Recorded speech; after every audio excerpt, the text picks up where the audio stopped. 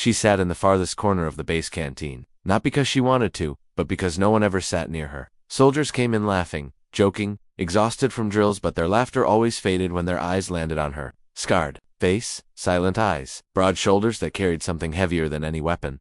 She didn't speak, she didn't smile, she didn't even blink much. She just ate, slowly, one spoon at a time, as if the taste didn't matter, as if nothing did. They whispered when they thought she couldn't hear. Who is she? Is she even on the active list? Looks like she came straight out of a horror story. I heard she was dishonorably discharged once. No.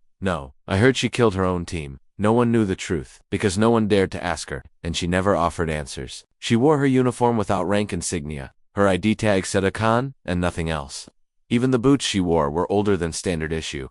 The only thing clean and new on her body was the silence around her. It followed her like a shadow, unbreakable, unforgiving. On the 5th day of her quiet presence, a rookie decided he'd had enough of the mystery. He was young, full of pride, and stupid enough to try. He slammed his tray down across from her, making the table shake. She didn't flinch. You think you're better than us, he said loud enough for the others to hear. She kept eating. Hey, I'm talking to you, freak. Still no response. A few soldiers turned to watch, curious. She slowly looked up. Her eyes met his. Not angry, not afraid, just empty. The kind of empty that makes even brave men hesitate. But the rookie pushed on. They say you're a legend, a ghost, a myth. But all I see is someone hiding behind scars.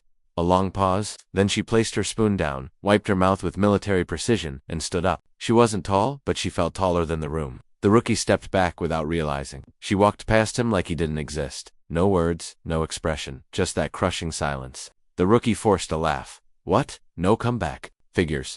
But even he didn't sound convinced anymore. That night, while the lights of the base flickered in the desert wind, a quiet knock came at the general's office. He was reviewing files. Tired, half asleep. Come in, he said without looking up. A young officer walked in with a brown envelope. Sir, this just came in. No sender. Classified stamp. Top clearance only.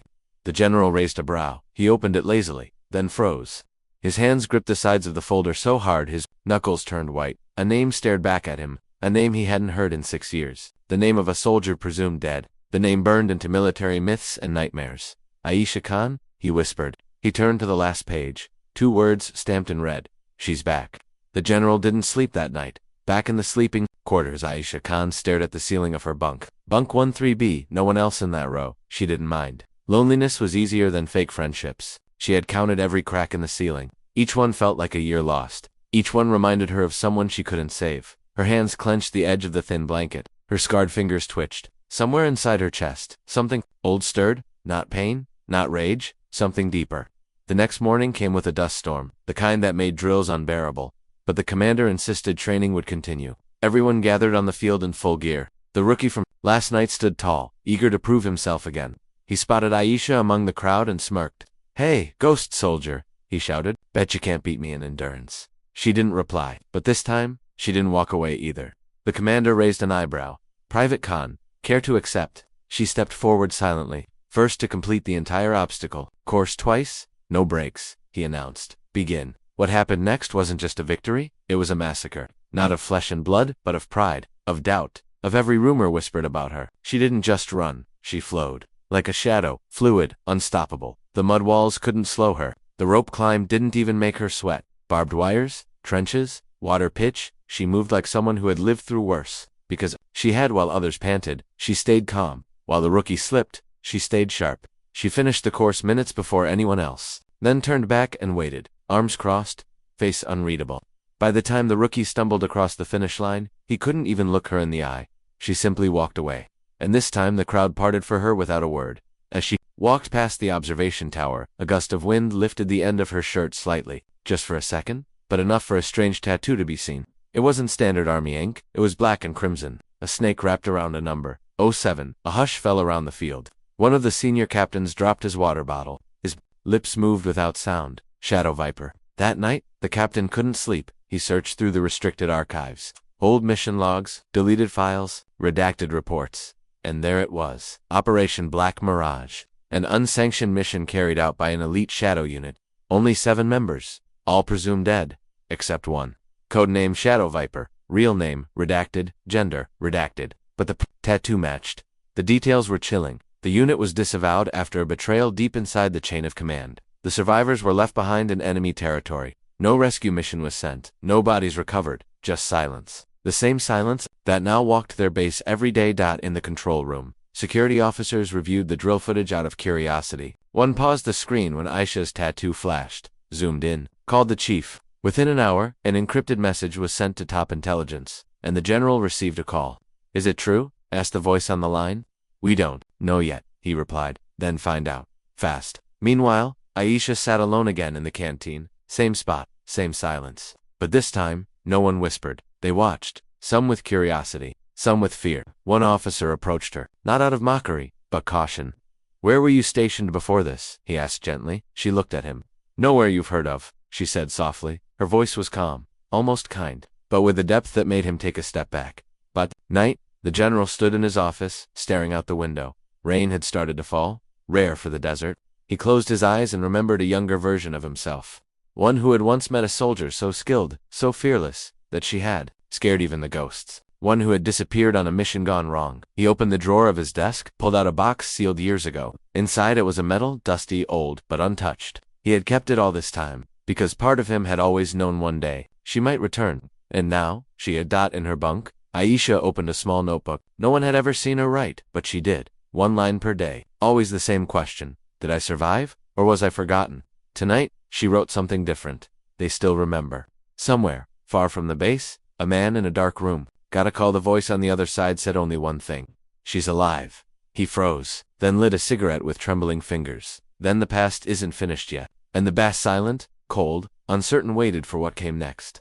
The general sat alone in his office, eyes fixed on the old metal in his hand. It had a thin layer of dust, but the name engraved on the back was still sharp. Magar Aisha Khan, a name that hadn't been spoken aloud in 6 years, a name buried deep inside locked archives, behind layers of redacted files and sealed reports. But now that name was walking through his base, eating in his canteen, running in his drills, alive, breathing, watching. He stood slowly, walked over to the safe in the corner of the room, and opened it with trembling fingers. Inside were only 2 files. He pulled one out. The folder was black, no label, no markings. But he knew what it was. He had memorized every page once. Operation Black Mirage, the mission that wasn't supposed to exist. He sat down and began to read again. 6 years ago, a team of 7 had been chosen for a secret operation deep inside enemy territory. Each one of them handpicked from different special forces divisions, the best snipers, tech specialists, combat operatives, and leading them Aisha Khan, code name Shadow Viper. She was only 25 at the time, but already a legend in whispers. Not many had seen her in action, but those who had never forgot. The mission had started clean. Infiltration successful. Target location reached. But on day 4, everything changed. Coordinates were leaked. Enemies were waiting. Communications cut. Reinforcements denied. One by one, the team fell. But no body of Major Khan was ever found. Official stories said she was confirmed Kia, but the general knew better. The truth had always scratched at the back of his mind. And now, it stood in front of him again, wearing a uniform without rank, sitting quietly among soldiers who had no idea who she really was. He closed the file and looked out the window. Morning light was creeping over the hills. He reached for the phone and called Intelligence HQ. "She's here," he said simply. "Are you sure?" the voice asked. "I saw the tattoo. The mark. I saw the way she moved. There's no mistake." A long silence. Then the voice replied, "Do not engage. Observe only. That's a direct order." The general paused. "You're making a mistake, and you're getting involved in something that was buried for a reason." He hung up without saying another word. He wasn't a coward. He had followed orders all his life. But this was different. He wouldn't let the past be erased like that. Not when she was still breathing. Not when the truth still lived inside her. Elsewhere on the base, Aisha stood in front of the mirror in the women's barracks. Her face was blank. She had long stopped reacting to her own reflection.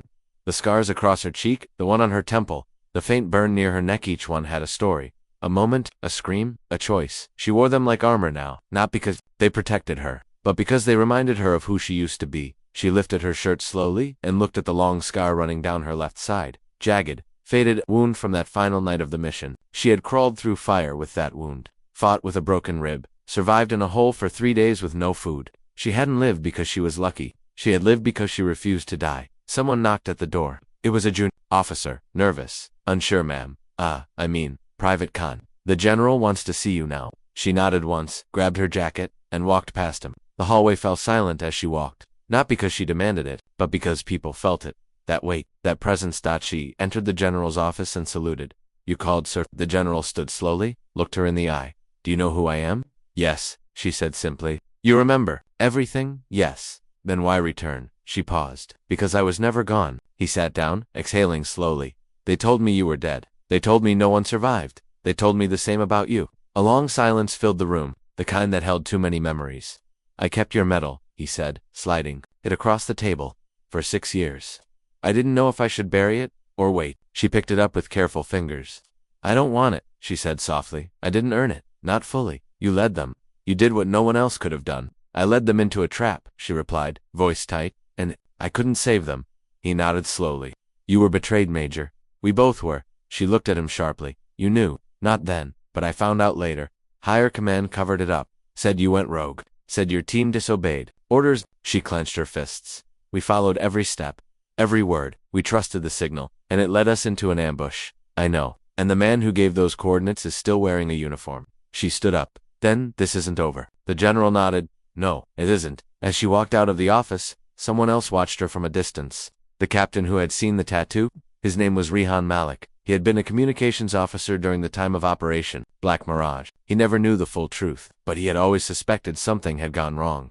Now he had a chance to find out. Later that day, Rehan approached her near the training yard. I saw your mark, he said softly. I know who you are. She didn't deny it. Then you know not to talk about it. But I also saw something else, he continued. I saw fear in the general's eyes when he called HQ, and I heard the code they used. Echo Shadow 0. That's a kill switch protocol. She froze, meaning, if they confirm your identity, they'll send someone to erase it again. Properly this time. She looked at him. Then we need to move first. Meanwhile, a message arrived at a remote intelligence facility. Subject confirmed alive. Initiate containment protocol. A team was assembled. Quiet, lethal, experts in erasing ghosts. One of them smiled darkly. She survived last time. Let's see if she can do it twice. Back on base, Aisha opened her locker. Behind the clothes was a hidden compartment. Inside it told dog tags, a folded map, a photo of her original team. 7 faces. Only hers, still alive. She touched the edge of the photo, eyes softening. I'm not finished, she whispered. Night fell. The base went quiet. But in the general's office, the lights stayed on. He reviewed every message, every file, every whisper that came his way. He knew the storm was coming, but this time, he wouldn't run. Not when someone had returned from the dead to finish what they started. And somewhere deep inside the base, a soldier watched Aisha from the shadows. He spoke into a small mic on his wrist. Target located. Authorization confirmed. Aisha turned suddenly. Her eyes met his through the darkness. And for the first time, she smiled. Rain was falling lightly on the base, rare for this part of the desert. It soaked the concrete floors, made the floodlights shimmer in soft ripples. Most soldiers had turned in for the night. The training fields were empty, and silence hung in the air like a held breath, but Aisha Khan wasn't asleep. She stood by the perimeter fence, arms crossed, her eyes scanning the darkness beyond the lights. She wasn't looking for anything in particular. Her instincts had simply brought her here. They always did. Something inside her had never fully turned off since that mission, like a radar always searching for a threat. Tonight, it buzzed louder than usual. Behind her, someone moved, silent, precise. A man in full black tactical gear. No name patch, no identification. He stepped forward slowly, raising a silenced pistol. But before he could aim, Aisha's voice cut through the rain. You're 2 steps too loud. He froze. We had trained for years to move without a sound. But she had heard him. She didn't turn around. She didn't need to. Who sent you? She asked. No answer. The man stepped forward quickly, gun raised. But she moved faster. In a blink, she spun, knocked his arm away, and slammed her elbow into his jaw. He fell sideways into the mud. She kicked the gun away, grabbed his collar, and dragged him into the shadows of the fence wall. Who sent you? She asked again, calmer this time. Still no answer, but his eyes were afraid now. She could see it. She pulled out a small knife from her boot and held it against his neck, not cutting, just resting. You know what they call me, don't you? He swallowed. Shadow Viper, she whispered. He blinked. It's true. They said you were a myth. She leaned in close. I was, until tonight. The next morning, his unconscious body was found tied behind the cum shed. The report simply said intruder apprehended. No one questioned it publicly, but whispers began to spread fast. By noon, the general was reading the classified report. He didn't look surprised, just tired. They're moving faster than I thought, he said to Rehan Malik, who now stood beside his desk. She disarmed him. Didn't even wake up the guards, Rehan said quietly. She's sending a message. What do we do? The general didn't answer immediately. Instead, he opened the old black file again. Do you know what happened the day we lost her? Unit Rehan shook his head. Only rumors. There were 7 of them. She was the last in, the youngest, but they followed her without question. They trusted her instincts more than the command's instructions. That's what made her dangerous. Rihan repeated, confused. She could think, not just follow. That scared the higher-ups. Is that why they betrayed her? The general nodded slowly. There was an informant inside our ranks, fed false coordinates, called back the extraction team, left them to die, and now? Rihan asked. They know she remembers, and they're afraid of what happens if she speaks. Rihan looked down. They'll keep coming, won't they? Yes, the general said softly, until either she's silenced or the truth explodes. Elsewhere on the base, Aisha stood alone in the training yard, eyes fixed on the pull-up bar. Her body moved, automatically pulling, holding, lowering, repeating. But her mind wasn't in the yard. It was back in the past. She saw it all again. Her team's last mission, their laughter around the fire before insertion, the plan, the trust, the way the sky changed when everything went wrong, the sound of bullets, screams, fire. She remembered crawling through mud, carrying her sergeant's body until her arms gave out. She remembered hearing the enemy's boots above her head as she hid under dead leaves. She remembered the cold hunger, the fever, the silence. And she remembered the voice on the radio that night, the voice that had sent the false coordinates. A voice she recognized even now. Colonel Irfani had been her superior back then. Clean uniform. Smiling liar. No one had questioned his orders, not even the general, but she had, and she had paid the price. Suddenly her grip slipped. She landed hard on her feet. She stared at her hands. They were trembling, not from weakness, from memory. She walked away quietly. In the comms tower, Rihan was digging deeper. Every restricted file, every buried audio clip, every classified conversation. He wasn't supposed to have this access, but he had friends, and a conscience. Late that night, he found an old recording, scratchy, half-corrupted, but clear enough. Colonel Irfan's voice. Make sure Team Viper gets the wrong coordinates. We can't afford them returning. If they survive, everything falls apart. Another voice. What about Khan? Pause. Then? She won't make it out. Rihan stared at the screen in horror. It was real. Everything she had told them, it was all real. And worse. He ran to the general's office, heart racing. She was right, he said breathlessly. Irfan betrayed them. I have proof. The general took the drive, plugged it in, and listened in silence. When the clip ended, he didn't speak for a long time. Then he stood, Kalkanya. Aisha arrived minutes later, soaked from the rain again, her eyes sharp as ever. We found it, the general said quietly. The voice, the proof, everything. She stared at the screen, didn't blink, just nodded once. Then you know what has to be done. We can report him, Rihan said. Send it to the tribunal. No, Aisha interrupted. You don't understand. He has people everywhere. If we go the official way, the file disappears, and I disappear with it. Rihan looked confused. Then what? I confront him, she said coldly, face to face. The general sighed.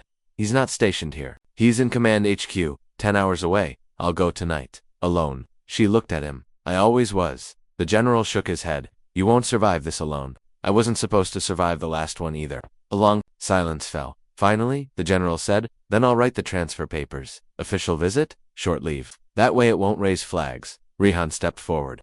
And I'm going with her. Aisha looked at him. Why? Because I believed the rumors once. I thought you were a ghost. A problem now? I know you're the only one who didn't lie. She said nothing, just nodded. That night, they left in a black SUV under the cover of darkness. 2 soldiers, no backup, carrying a truth that could shake the system. As they drove through empty roads, Rihan asked, if he resists, what will you do? Aisha didn't answer at first. Then she said, I'll remind him what he created. 8 hours later, they reached the outer wall of Command HQ.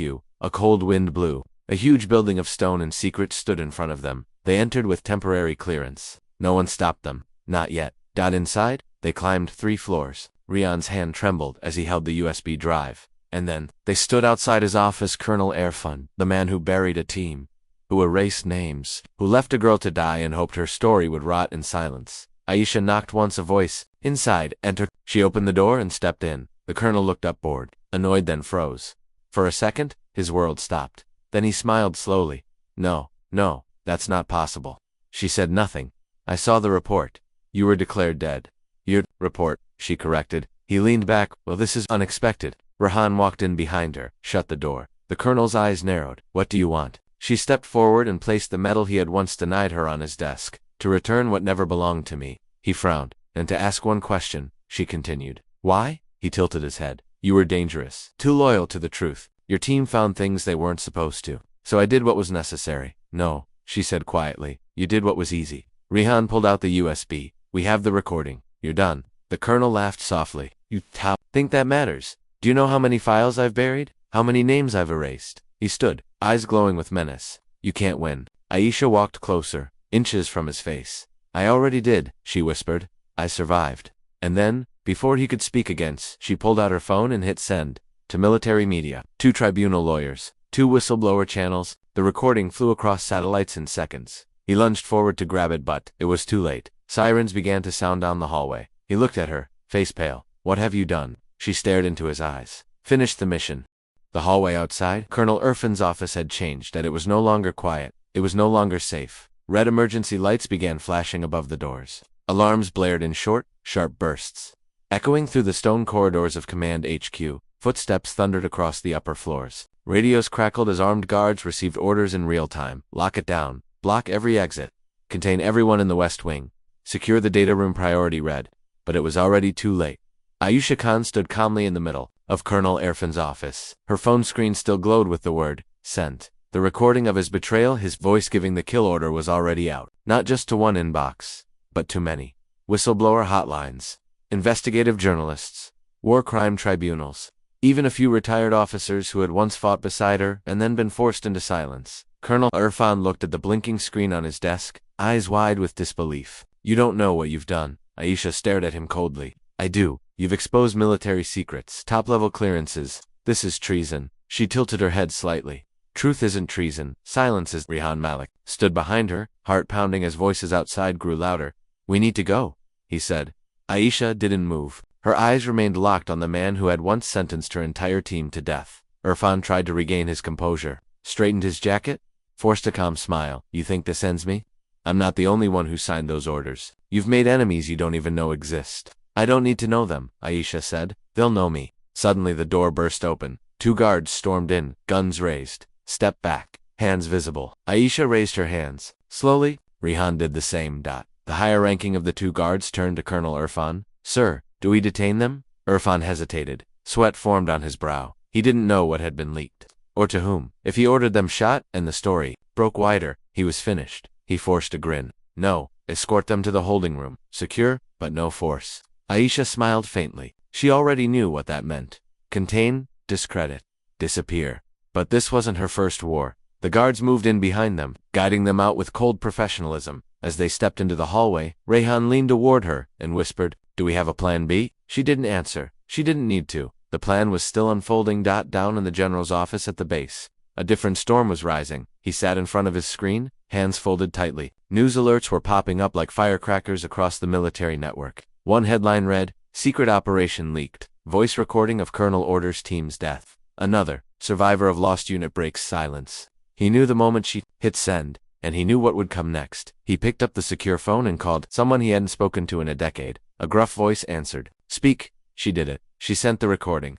A pause. You need support. No, the general replied. I need a witness. Another pause, then. I'm coming. The line went dead. Inside the holding room at Command HQ, Aisha and Rehan sat on metal chairs. 2 guards stood at the door. A camera blinked in the corner. No windows. Rehan rubbed his face. They're going to try and say we forged the clip. Aisha nodded. Of course. They'll say I'm a mental case. That I lost touch with reality. After my mission, they've done it before. She gave him a dry smile. How do you think they erased the rest of my team? Before he could respond, the door opened again. Colonel Irfan entered, flanked by another officer, this one wearing Intelligence Division gray. He sat across from them. The intelligence officer remained standing, arms crossed. So Irfan said with fake calm, You've caused quite a fire. I didn't start the fire, Aisha replied. You did. I just showed people where it was burning. He leaned forward. You're alone, Khan. No rank, no command, no family connections. Who do you think is going to protect you when this spreads? She raised an eyebrow. I'm not alone. At that moment, the intelligence officer's earpiece buzzed. He frowned, turned away, and whispered into it. Then his posture changed slightly. He turned to Irfan. Sir, we have a problem. Internal security just picked up an incoming chopper without flight clearance. It's landing at HQ now. What? Who? Irfan barked. The officer looked at his screen. His eyes widened. It's General Rahim. Irfan stood up slowly. Rahim? He retired years ago. He's here now, and he's walking in with 2 lawyers and a war crimes investigator. The color drained from Irfan's face. General Rahim had once led the Coalition Operations Command. He was respected, feared, and untouchable. If he was walking into this mess, things were far worse than Irfan had expected. Down in the lobby, General Rahim entered like a thundercloud in uniform. Soldiers snapped to attention without knowing why. He marched straight to the holding room. No questions. no delays. When the door opened, Aisha stood. He looked at her. She looked at him. Years ago, he had handed her the dog tags before Operation Black Mirage began. He had told her, come back alive. But if you can't, leave behind proof you were. Here she had done both. He gave a tight nod, then turned to the guards. They leave with me now, sir. We can't. I outrank everyone in this building, Rahim snapped. Try me. Irfan arrived seconds later, face twisted in fury. This is against protocol. Rahim turned to him slowly. You don't get to speak anymore. Rahan blinked as the general looked at him. You're Malik? Yes, sir. Good job staying alive. They walked out together, the hallway now quiet, no one stopped them, because the truth had changed everything. Back on the base later that night, soldiers gathered around phone screens watching the news. Some looked confused, others shocked. One young cadet whispered, that's her, that quiet girl from the corner table. She's not a girl, someone said. She's a ghost who came back to burn the lies. The next morning, the entire base was called to formation. The general stood in full dress uniform. Beside him, General Rehan Malik, and Aisha Khan now, wearing her full rank and her scars openly. When the general called her name, the entire base fell silent. He stepped forward, saluted her sharply, and said the words no one expected. Major Aisha Khan, welcome back. On behalf of every soldier who ever doubted you, I apologize. She didn't smile, she didn't cry, but she saluted back, and the salute was returned by hundreds. That moment was captured on camera by a military news drone. The image went viral. One soldier, broken but unbent, standing tall as a sea of uniforms, saluted her. The caption read, she was just a scarred soldier, until the general saluted and spoke her name. But for Aisha, the story wasn't over, because one file remained locked, one face had not yet appeared. The man who had helped Irfan. The one who pulled the real strings, and she was going to find him. It had been 4 days since her return, and yet the base still looked at her like she was invisible or worse. A mistake they were trying not to admit. Sophia walked the corridors with her head held high, but her eyes told the truth. There was pain there, a quiet ache that refused to leave. Every step she took was a reminder of who she used to be and who people now thought she was. Soldiers avoided her gaze. Some whispered when she passed. The younger recruits gave half-hearted salutes, unsure whether to treat her like one of their own or like a warning from the past. But she walked on. Not for them, for herself. General Rahman had not spoken to her again since the moment he'd saluted her. It had happened only once, but that one moment was burned into her mind, and into the minds of everyone else at the base. That salute had changed something. A few more eyes met hers now. A few more salutes were returned with sincerity. But the distance was still there. The questions, the doubts, and the stories that no one dared to ask her about. The ones they whispered behind closed doors. That morning, she was called into the operations room. It was a room she hadn't entered in. Nearly a year, the last time she had stood there, she had been bleeding from a shoulder wound, trying to give coordinates through a broken headset. This time, she walked in fully alert, fully dressed in her uniform, every button in place. 3 officers stood around a screen. One of them turned to her with an expression she couldn't read. Sergeant Sophia, he said, we need your experience. She blinked. No one had said those words to her in months. There's a situation, he continued. A small recon team was sent to the old mining tunnels in the North Zone. They lost signal 12 hours ago. 12 hours, she repeated, eyebrows furrowing. We sent drones. Lost both. Something's interfering with comms and navigation. Sophia stared at the satellite image on the screen. Jagged cliffs, narrow paths, shadows that could hide anything, and something else. Something in her chest stirred. I've been there before, she said slowly. 3 years ago, before the tunnels were closed, there's a second entrance. Most people don't. No, it exists. The officers looked at each other. We didn't know that, one admitted. She nodded. It's covered by brush and hard rock. But if the main path is compromised, that's the way in. You'll lead the extraction, the senior officer asked, tone cautious but hopeful. It was the first time in so long someone had asked her to lead. I'll do it, she said. Within the hour, a team of 6 was ready. Younger soldiers, most of whom had never seen real combat. They looked at her uncertainly as she approached. A few recognized her name. One leaned over to whisper to another, isn't she the one who went missing in the border raid? The other nodded. They said. She froze up. Whole unit wiped out except her. She heard them. She let it pass. She knew what they thought, but they didn't know the truth. Not yet. They moved out at dusk. Sophia took point. The cliffs rose around them like cold stone teeth. The wind howled, and still, her footsteps never faltered. She moved like she had lived in those mountains. She remembered every rock, every smell, every echo of danger. She felt the same prickle on her neck now, as she had the night her squad had vanished. The air was heavy, the same, like something was waiting. Halfway up the slope, she stopped. The second entrance is this way, she said, gesturing toward what looked like a wall of brush and stone. One of the younger soldiers looked doubtful. Ma'am, that just looks like. She stepped forward and pulled aside the dry branches. Behind them, a narrow passage appeared. Dark, narrow, but real. Trust me, she said, stepping inside. They followed. Inside the tunnel, the air was thick with dust. The floor was uneven. At times they had to crawl. Once, a low growl echoed through the darkness, freezing them in place. But Sophia never hesitated. She motioned for silence, pointed to a side wall, and continued. The others followed, and tense hours passed. Then they heard distant voices. Help, is someone there? Sophia sprinted forward, heart racing. The tunnel widened, and there, trapped behind a collapsed beam, were 3 soldiers, bloodied, weak, but alive. The team sprang into action. They lifted debris, bandaged wounds. One of the trapped soldiers grabbed Sophia's arm with shaking hands. We thought no one was coming. We tried the main path. It was a trap. They waited for us. Sophia's eyes narrowed. Who? He whispered. Not just smugglers, ex-militia, trained, well-armed. Sophia turned to her team. We leave now, fast and silent. But they had barely started moving when a bullet struck the wall inches from her head. Gunfire, ambush. Someone screamed. They dropped to the ground, returning fire. Flashes lit the tunnel, screams echoed. The walls trembled. Sophia grabbed the radio. Command, this is Bravo 6. We're under fire near the second tunnel. Request immediate evac at grid 7B. Static. No reply. She gritted her teeth. We move. Now. They fought their way through the narrow path. Bullets ricocheting. One soldier stumbled. Another helped him up. Sophia covered the rear, firing with deadly accuracy. She didn't hesitate, not once. They burst out of the tunnel and into open night. Blood on their uniforms, smoke in their lungs. But they were alive. A chopper was waiting. They hauled the injured aboard. The rest climbed in. Sophia was the last aboard. The pilot turned to her. You're her, aren't you? The one from the border. She met his eyes, cold and steady. I'm the one who came back. As the helicopter lifted, one of the rescued soldiers leaned toward another and whispered. They said, she froze, that she let her team die. The other shook his head slowly. They were wrong. Back at the base, Sophia helped carry the wounded to the medics. Then, without waiting for thanks, she walked away. Later that night, the commanding officer stood before the assembled soldiers. He cleared his throat. Today, Sergeant Sophia led a successful rescue operation. 6 lives saved. Despite enemy fire, no casualties. Tactical brilliance. Courage under fire. The room was silent. Then someone began to clap. Slow, unsure. Then another. Joined. Then more, until the whole hall rang with applause. Sophia stood at the back, silent, watching, but she didn't smile, because she knew what was coming next. Someone had set a trap. Someone who had known the patrol route, the rescue path, someone inside the base, and she was going to find out who. The camera zooms in on her eyes, come, fierce, unbroken as the music rises and fades to black. Zara woke up with a jolt, the distant sound of boots on gravel still echoing in her ears. For a moment, she thought she was back at the forward operating base, with the morning patrol assembling.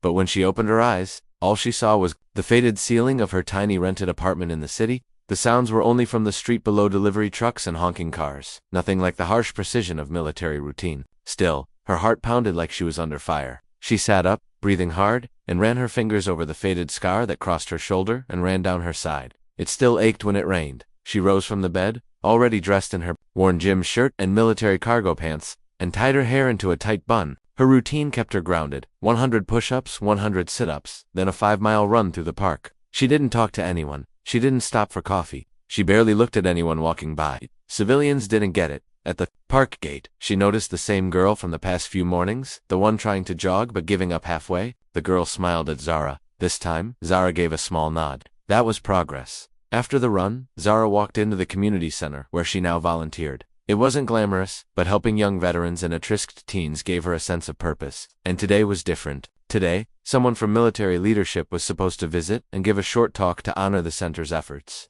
Zara didn't care. Politicians and officers said kind things, then disappeared. She was just there to help one of the boys, Malik, who had trouble staying focused. Miss Zara, Malik said, you think I could ever be in the army? She looked at him, 15 years old, full of anger, but smart.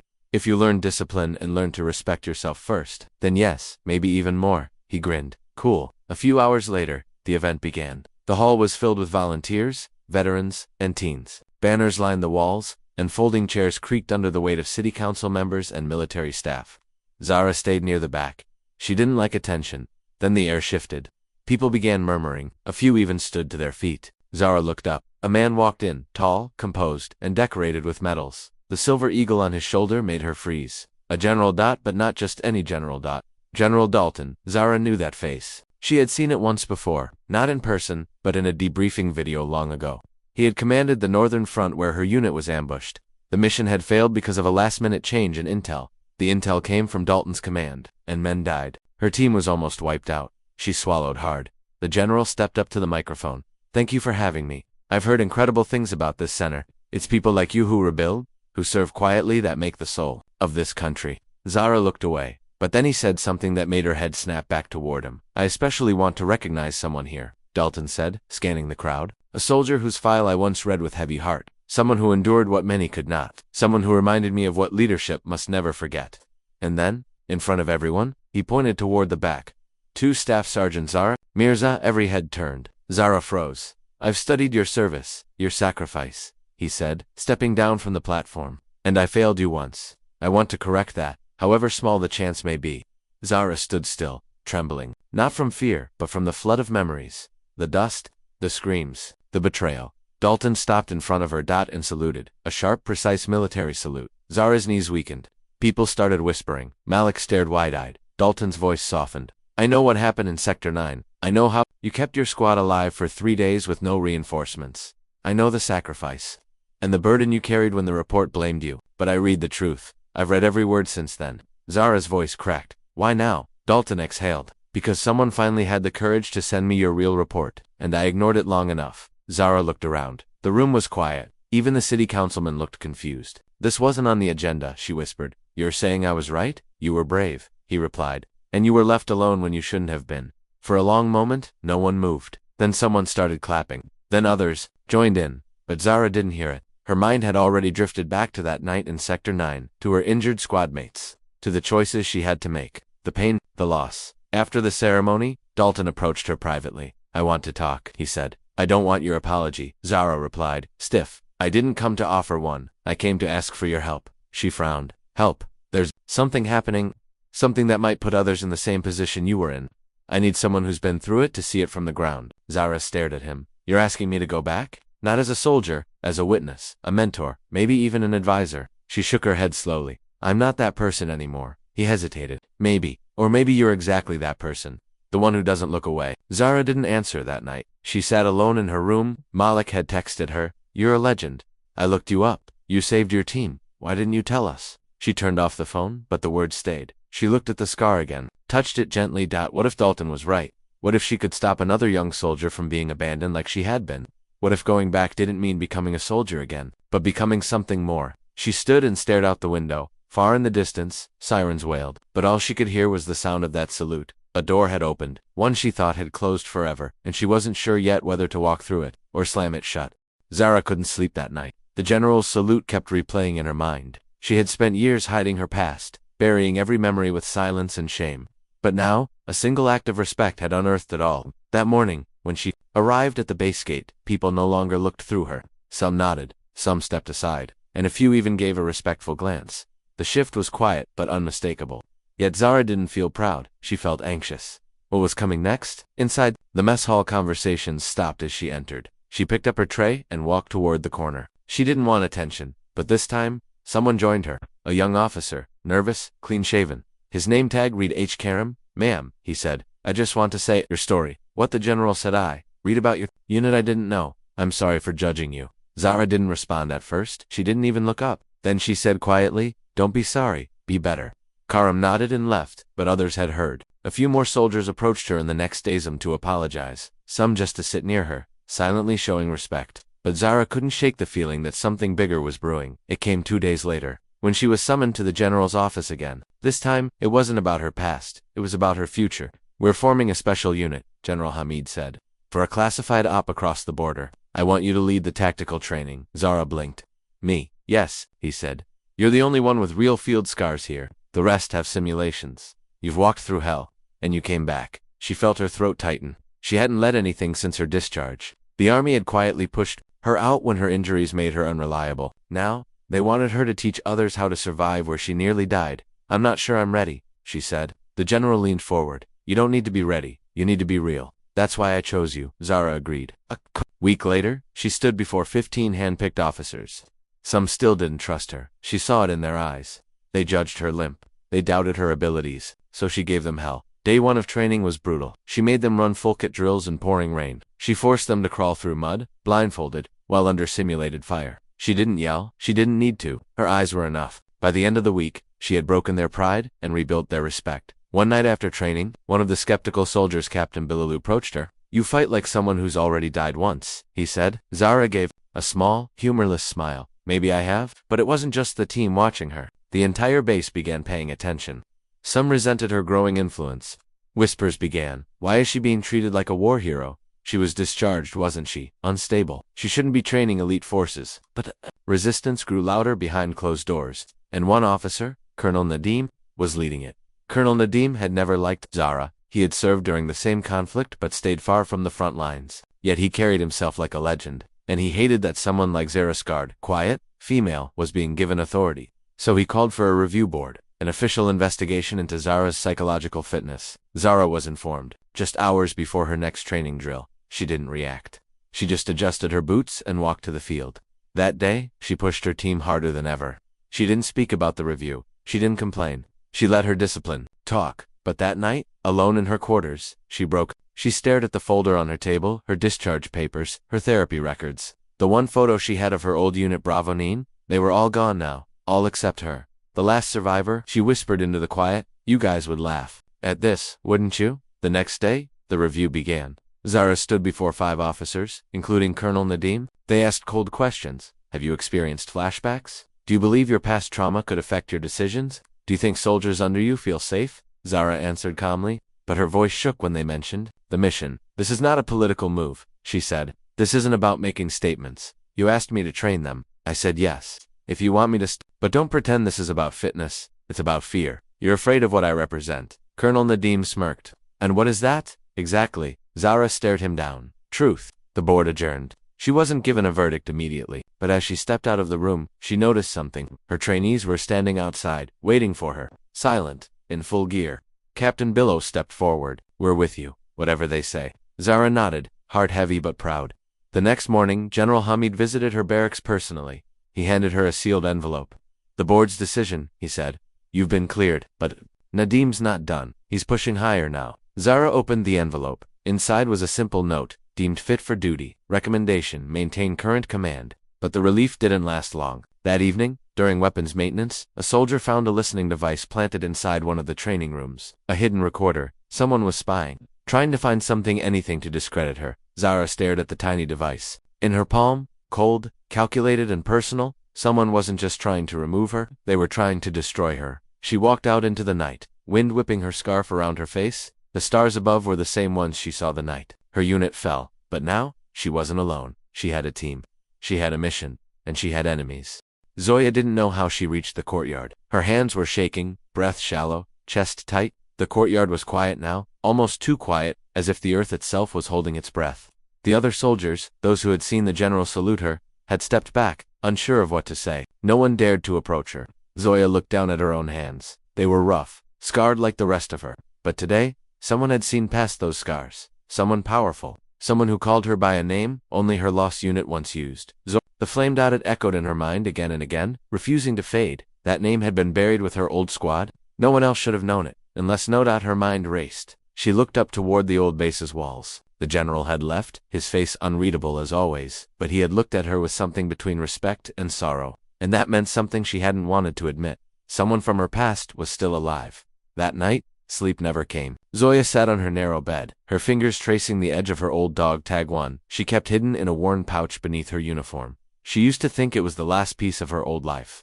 But now she wasn't sure. Was it really the end? Or had someone been watching her all along? The next morning, she was called to the training yard early. Her body ached, but she stood straight. A new commanding officer had arrived, Colonel Hamid, known for brutal drills and no tolerance for weakness. She'd heard the stories. Soldiers, passed out from exhaustion, some never returned. But Zoya didn't flinch. You, Colonel Hamid barked. You think you're special? The general might have saluted you, but that doesn't mean anything here. Zoya said nothing. She didn't need to. You'll lead the new recruits through mountain training. I expect results. If they fail, you fail. Her heart skipped. Mountain training was deadly steep cliffs, unstable paths, and icy winds. And now she had to lead young, untrained recruits through it. It wasn't just a test, it was a setup. Still, she nodded. Understood, sir. Among the recruits she recognized a few faces eager, but clueless. But one stood out, a quiet boy with dark eyes and a nervous twitch in his fingers. His name tag read, Kareem. He avoided eye contact, but Zoya noticed something about the way he carried himself. Not fluentness, like he'd seen something. Before they began the climb at dawn. Zoya didn't speak much. She gave orders with short commands and gestures, watching how each recruit responded. Kareem helped others more than himself. He tied someone's boot when they fell behind. He shared his canteen without being asked. Halfway up the mountain, the wind grew fierce. A rope bridge stood ahead, swinging, barely attached. The soldiers hesitated. Zoya knew she had to cross first. She looked at the planks. Some were cracked. One gust could send her falling, but she stepped forward anyway. As she walked across, a sharp snap echoed. A plank beneath her boot gave way. She slipped. Her body dropped halfway through the bridge. Panic, pain, cold, but then hands. Strong hands grabbing her arms, pulling. Kareem, you're not falling today, ma'am, he whispered through gritted teeth. Together, they pulled back onto the bridge. The recruits gasped. Zoya stood slowly, heart racing, but she managed a nod. Keep moving, she said. Her voice cracked, but not from fear, from something else. Trust. They reached the camp near the summit by nightfall. Frost was settling, and the tents shook in the wind. Zoya sat near the fire, wrapping a bandage around her arm from the fall. Kareem approached quietly. Why do you push so hard? He asked. Zoya looked at him. Because I've seen what happens when people aren't ready. They die. He nodded slowly. You were part of Black Echo, weren't you? Her blood froze. No, one's supposed to know that name, she said, voice barely above a whisper. He leaned closer. My brother served under you. He never came back. Zoya's heart dropped. Kareem reached into his jacket and pulled out a folded photo. It was old and crumpled, but she knew the face instantly. Private Billy. Zoya looked away. He was brave. He saved me. I'm sorry I couldn't bring him home. Kareem's voice was steady. That's not why I'm here. I'm here because before he died, he wrote to me. He said if I ever ended up here, I should find you, that you were the only one who told the truth.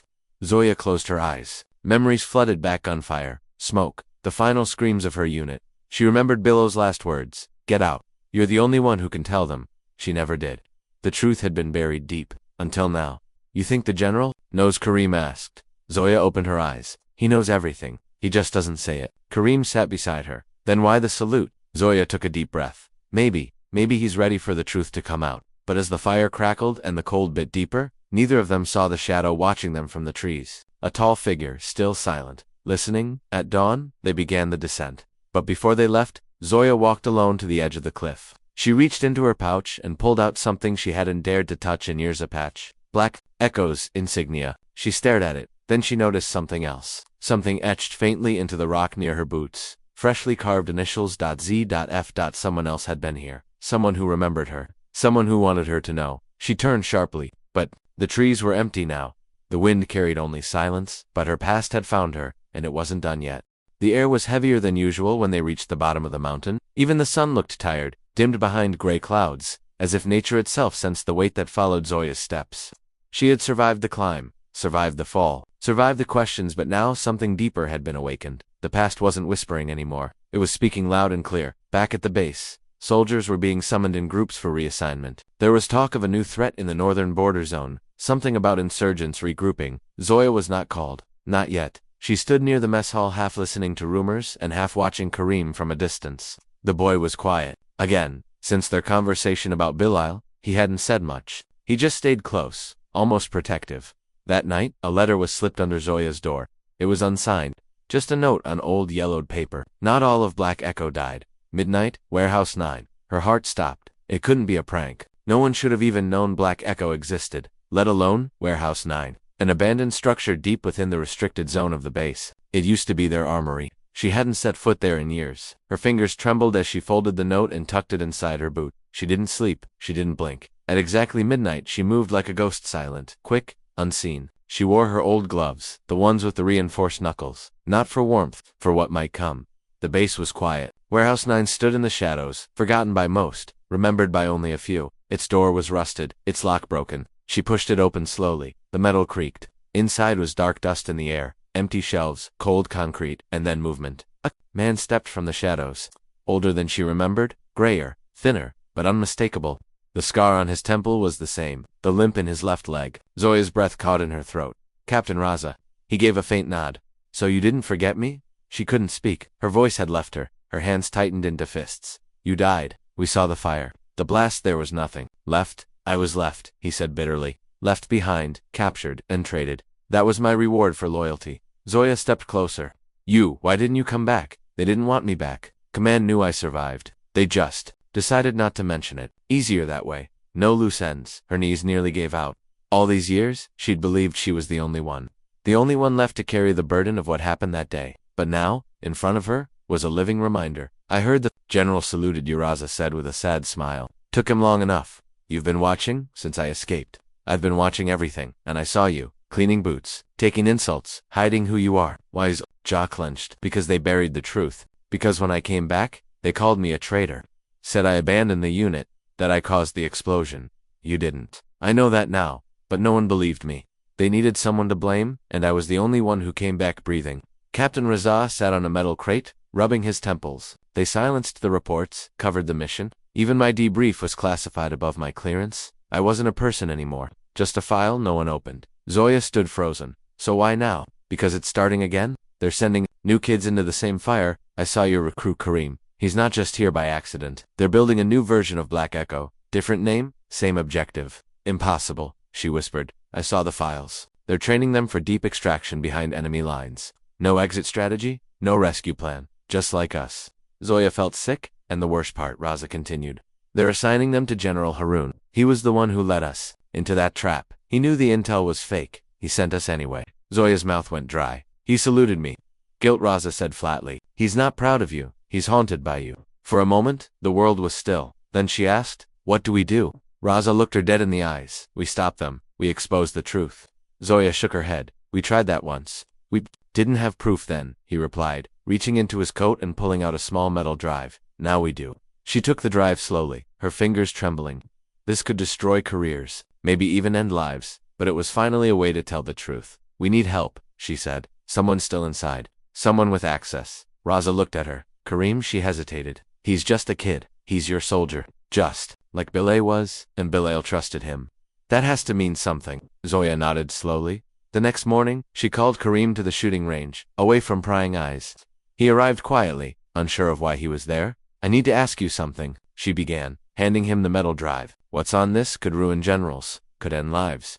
Are you willing to carry that weight? He didn't answer right away. Then he looked up. Bilal died with honor. I won't live with silence. That night, Kareem slipped into the communications hub under the guise of running inventory checks. Zoya waited outside, counting seconds like heartbeats. Inside, he uploaded the file's mission reports, audio logs, even footage from Ross's debrief. All encrypted, buried under layers of clearance. It took only 10 minutes, but in the last minute, someone else entered the room. A colonel, tall, cold eyes, the kind that didn't blink. Kareem panicked, yanked the drive, and slipped it into his boot. But it was too late. Stop right there, the colonel barked. Kareem froze. His mind ran wild. What are you doing? The man demanded. Just checking backup, sir. Standard protocol, inventory check. The colonel stepped closer, squinting. Who authorized this? Lieutenant Sami, sir. There is no Lieutenant Sami on duty tonight. Kareem's throat tightened. Just then, the door burst open. Zoya walked in. Sir, I asked him to check the files. She lied smoothly. Working on a report for General Haroun. He wanted a list of recent training footage. I sent Kareem ahead.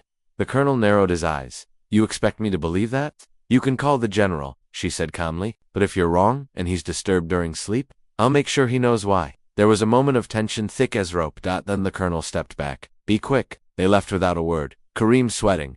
Zoya barely breathing that night. They met Raza again. He smiled faintly when he saw Kareem still in one piece. You did good, soldier. Kareem looked pale. They know. We're being watched. Raza nodded. Let them watch. Now we hit them first. The next morning the base was in chaos. News had spread. Files had leaked. Not all, but enough to rattle cages. Accusations. Flew officers argued. Security doubled, but the general remained calm. To calm.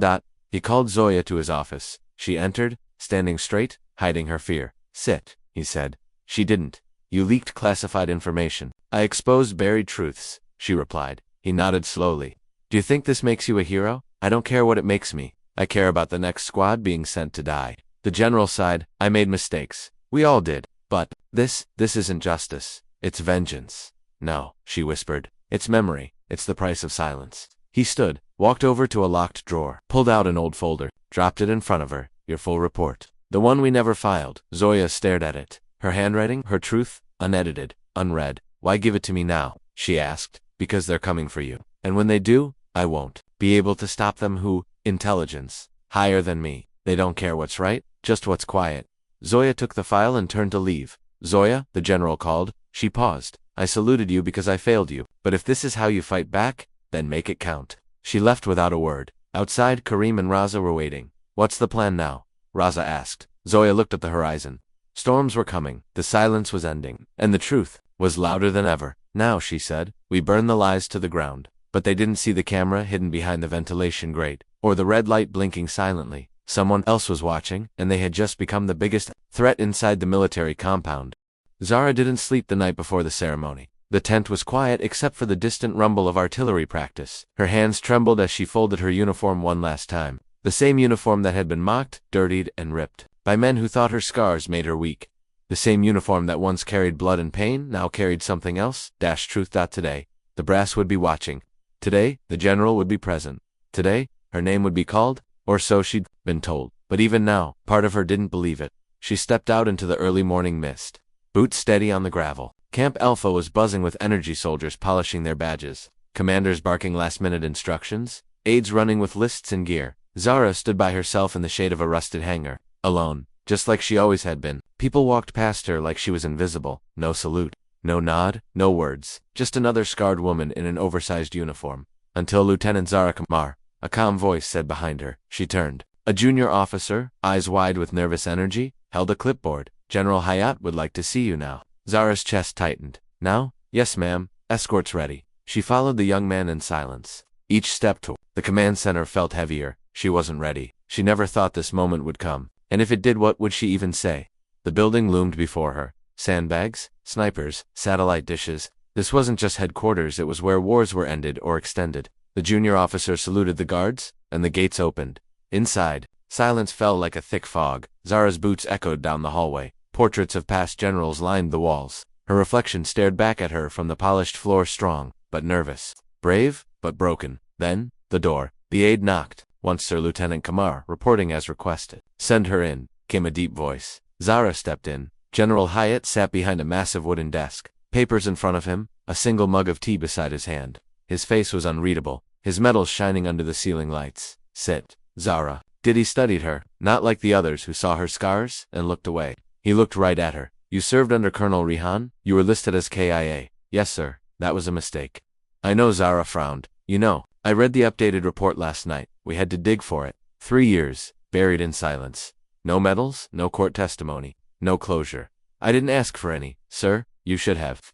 Silenced, and General Hayat leaned forward. Tell me what happened in Bodar Ridge? Zara hesitated. No one had asked her this directly. Not even the medics, not even the internal inquiry officers who'd scribbled her statement. While barely looking up, but something in the general's tone made her speak. She told him everything. The ambush, the betrayal, her eunuch's abandonment, the fire that tore through the trees, the grenade she threw that saved an entire village and ruined half her body, the little boy she carried on her back, bleeding from his head, who whispered, "Don't let me die," until she passed out from her own wounds. She even told him about the months hiding among civilians, the fake identity, the old man who treated her burns in silence, and the night she crawled to the border checkpoint half dead when she finished. The room was silent. The general stared at her, his fingers steepled in front of his mouth. Why didn't you tell anyone the full story before? No one believed me. I was just damaged goods. I looked like a victim, and victims don't get honored, they get forgotten. General Hayat stood and walked to the window. The medal you were supposed to receive was reassigned to Captain Biliel. I know. He took credit for your actions. I know that too. But you didn't fight it. I didn't care anymore. General Hayat turned around. Then why are you here now? Zara looked at him, her voice barely a whisper. Because I met someone who did care, a young recruit. She reminded me who I used to be. The general nodded slowly. You know what that means? Zara didn't answer. He walked to a cabinet, opened a small safe and pulled out a box. He placed it on the desk and opened it. Inside lay a medal, one that shone brighter than any she'd ever seen. The Star of Valor, a decoration only given to those who changed the tide of a war. Her name was engraved on the back. Her breath caught. I pulled some strings, he said. Tomorrow, you will receive this publicly, on stage, with cameras. You deserve it. Zara blinked hard. Sir. But before she could speak, the general raised his hand. There's one condition. Zara leaned forward. You have to speak in front of everyone. Your story, the truth, no scripts, no censors. Zara's heart thudded. I can't. I don't know how. You do, he said calmly, and it's time the army listened. Zara looked down at the medal. For a long moment, she said nothing, then she nodded. The general smiled, a rare, soft curve of the lips as she stood to leave. He surprised her. He stepped around the desk, and then he saluted. Her sharp, formal, respectful. She stood frozen. He had saluted her. The general saluted her. She saluted back, stunned, her hands trembling. Outside, the sun had fully risen, casting golden light over Camp Alpha. The sky was clear. The wind light. Soldiers hurried by, but a few stopped and stared. One or two nodded. A captain actually saluted, and she returned it. Something had shifted. But just as she turned the corner back toward the tents, a figure stepped out of the shadows. Colonel Rehan. Alive and smiling. You really thought it was over? Zar. Blood turned cold. The ghosts hadn't left. They had just been waiting. Night fell heavy over the base, and the wind whispered against the tin roofs like voices of soldiers long gone. Nora sat on the edge of her bunk, her fingers wrapped around the old dog tag hanging from her neck. Her scarred hand trembled slightly, but not from fear. It was the memory of the ambush, the flash of fire, and the voice of the boy she couldn't save.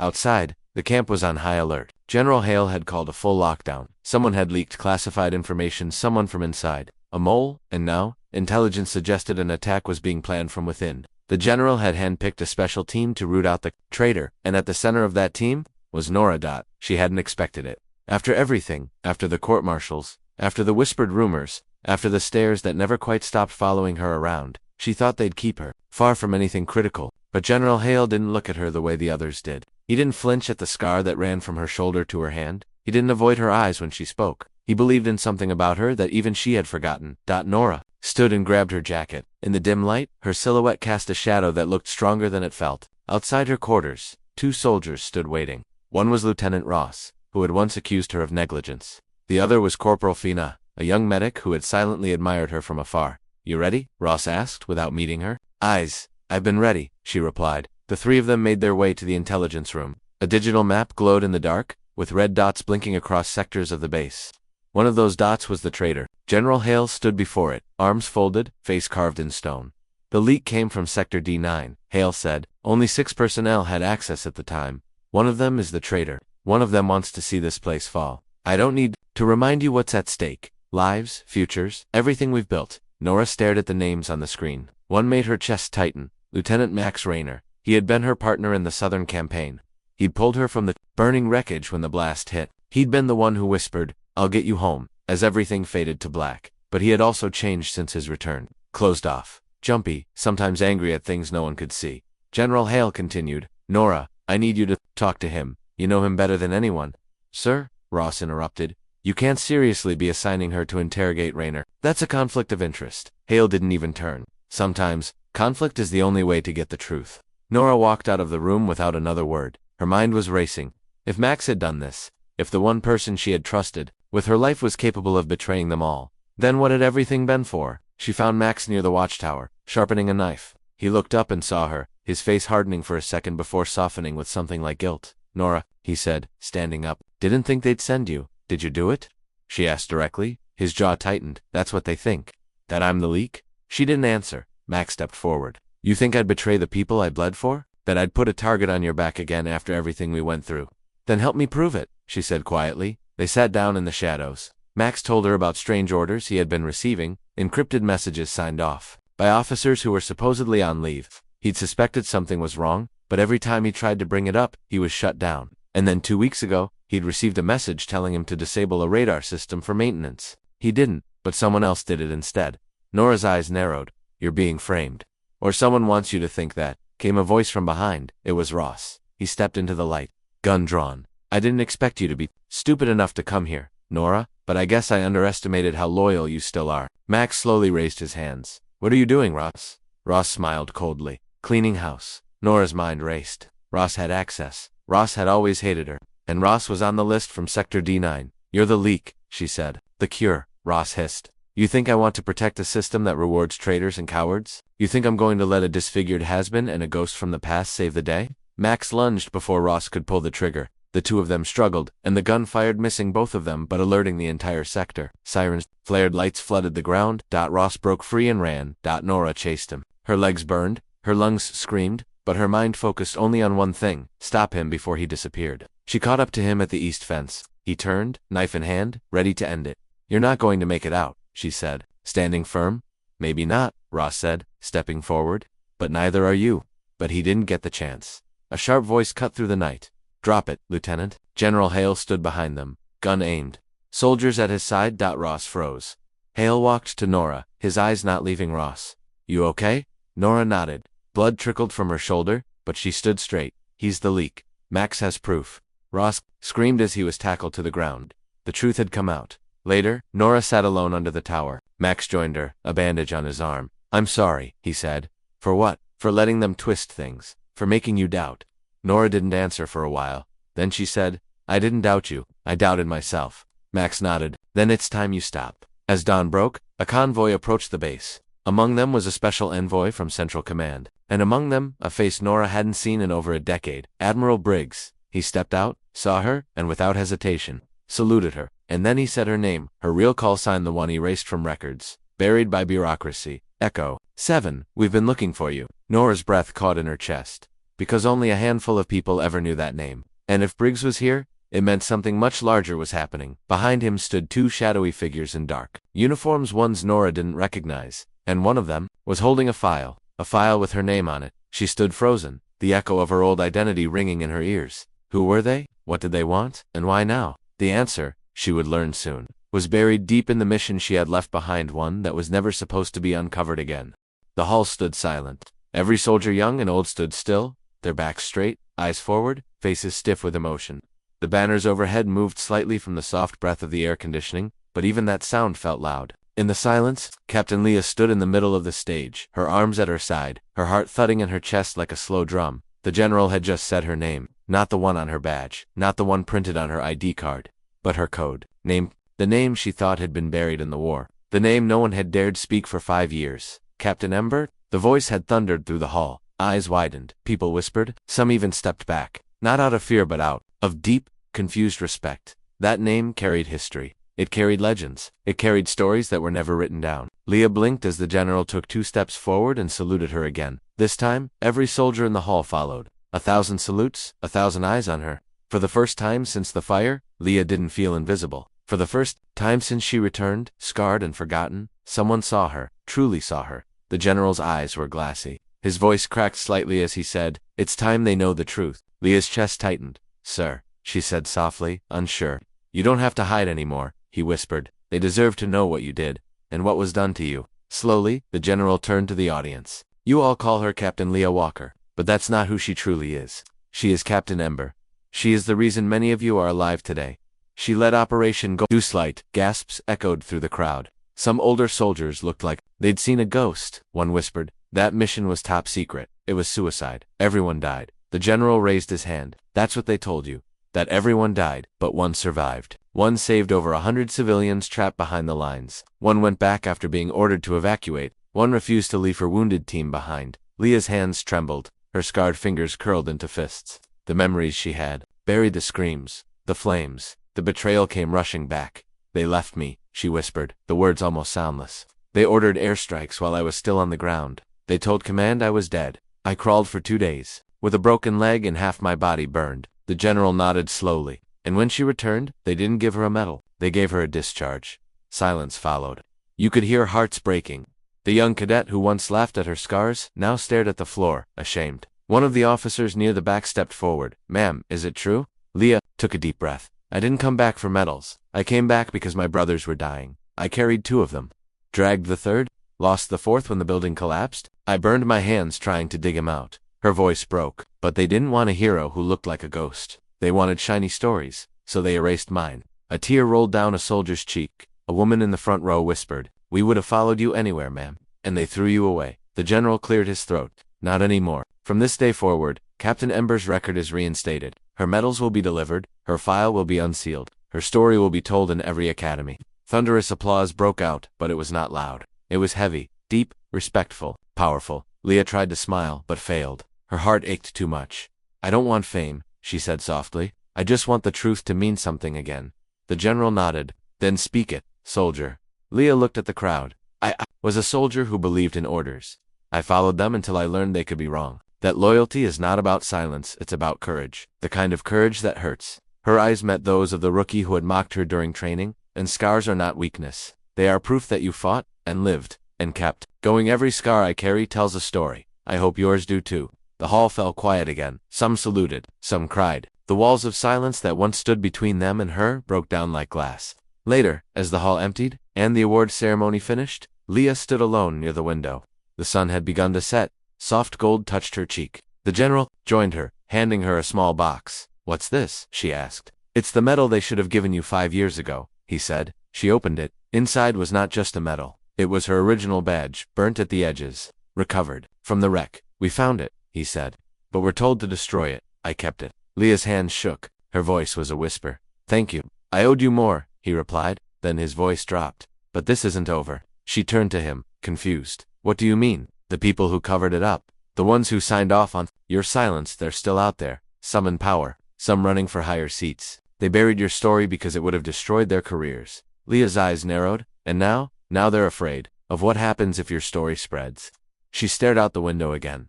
"Let them be afraid." The general smiled. "I was hoping you'd say that." Suddenly, a young officer ran into the room, breathless. "Sir, ma'am, you need to see this." He held out his tablet. On screen was a video, Leah's speech from earlier. Someone had recorded it and uploaded it. In just 2 hours, it had gone viral. Millions of views. Comments flooding in, from soldiers, civilians, survivors of the same war. Many saying, "We remember Ember. I thought she was a myth. She saved my village. That woman is a hero." Leah's knees almost buckled. "I didn't think anyone—" The general placed a hand on her shoulder. "You've just begun to be heard, but now they'll try to silence you again. Are you ready for that fight?" She looked at him, calm and steady. "I never stopped fighting." Just then, the screen refreshed. A breaking news alert appeared. Senator Grayson under investigation for wartime cover-up linked to Operation Ghostlight. Leah's eyes locked on the name. That was the man. The one who had given the order to strike. The one who claimed she was dead before she even got out. "It's happening," she said quietly. The general nodded. "You lit the match. Now the fire's coming." Leah picked up her badge, held it to her chest, closed her eyes. The scars on her body had faded slightly over time, but the scars inside those were the ones that shaped her. She walked out of the building with her shoulders straight. Reporters were already outside. Cameras flashed. Questions were shouted. "Is it true you're Captain Ember? Did the government betray you? What do you say to the people calling you a national symbol?" Leah paused, looked straight into the lens of one camera. "I'm not a symbol," she said. "I'm a soldier, one of many who were forgotten. I speak now for all of them." And with that, she turned and walked toward a group of young soldiers who were waiting to greet her. One of them saluted. "Permission to be trained by you, ma'am." Leah smiled. "Only if you're ready to be scarred by the truth." The crowd laughed softly. Behind them, the sky turned dark. Thunder rumbled. A storm was coming, but this time she would not be alone. This time she was ready. This time the whole world was watching.